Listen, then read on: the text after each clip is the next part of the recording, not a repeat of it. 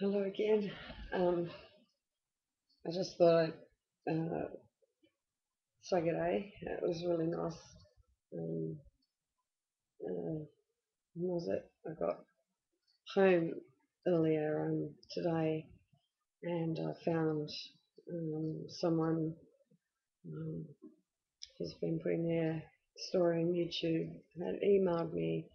I emailed her to start with just to say hello, and I'm starting to see that it's almost like we're one big family, or we have a lot of friends who we haven't met yet. We've all got something in common.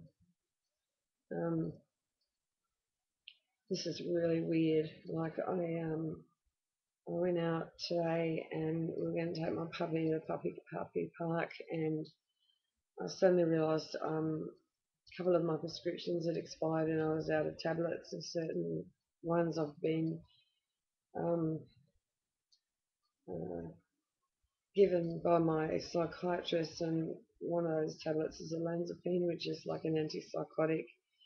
Um, and I'm glad he prescribed that for me, because I have settled down a lot more than I was when I first started this, and I also am so worried about how I'm going to respond to my son and my partner when I get into one of those ugly moods, which I'd never experienced either until I got on this treatment.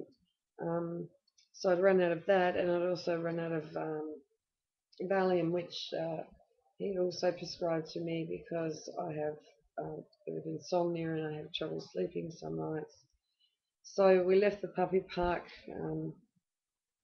No, we didn't even go to the puppy park. We went straight to a medical centre that was open, even though today was a public holiday. Um, there was a medical centre, and I didn't get obviously to see my normal doctor because he's actually somewhere else.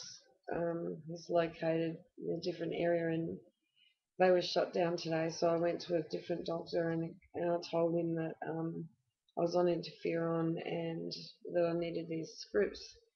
And anyway, he, basically said to me that I should get my psychiatrist to send a message to them so that if I ever have to go in there again, they'll just give it to me without any um, questioning or whatever. I mean, it's bad enough having this problem, but then to almost be made to look like you're some sort of drug addict, um, and it's pretty upsetting. Anyway, but prior to that, I was standing in the line waiting to book myself in, and I was standing near the desk, and I spilled some of my water on this lady's page over the top of the counter, and I was probably the third one to actually be seen by the receptionist, and suddenly I just uh, felt really faint. The woman behind me said, "Are you okay?" And I said, "No, not really. I don't think so." And the next thing I knew, I was pretty much on the floor, and a doctor and one of the workers there came out, and they managed to get me in a wheelchair and take me into a treatment room where I got to see a doctor not long afterwards. The one who then asked if I could get my psychiatrist to write him a letter. Um, I'm just lighting up a cigarette. I don't know how many of you people smoke cigarettes, but Jesus, pretty much all we've got left now. Um, anyway, it was just really weird because I had my injection on Monday, and I keep getting scared that I'm not doing it properly. Like when I did it this time, I accidentally pushed down on the cap while it was sitting in its little holder, and lost a little bit of what should have probably gone into my body.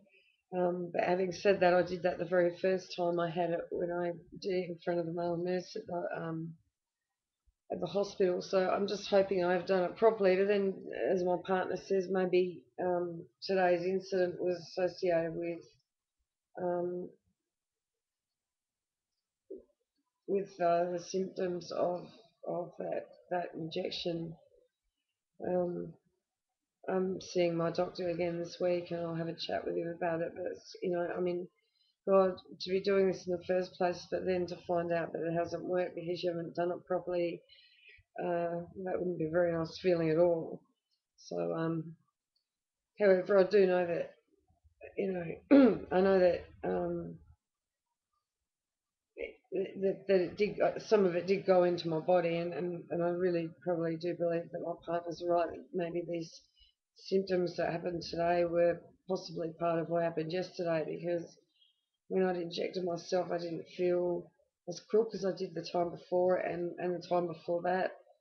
Um, so anyway, I was wheeled in a wheelchair into a room. I mean, talking about finding, going to any lengths to be seen first, that's my sense of humour. And when I saw David, I said, well, this was a pretty good way of getting to be seen. But I was only kidding. So yeah, anyway, he wrote out my scripts, and I felt pretty weird even after that. And I promised my son to take our beautiful little puppy to the doggy park, so we went and did that. And when we came home, I said to my partner I was going to have a little bit of a sleep. And I fell asleep in the lounge room, and I woke up at 6:30. It's now 10 to 7, and I thought it was tomorrow morning. It was a horrible feeling. It's dark here.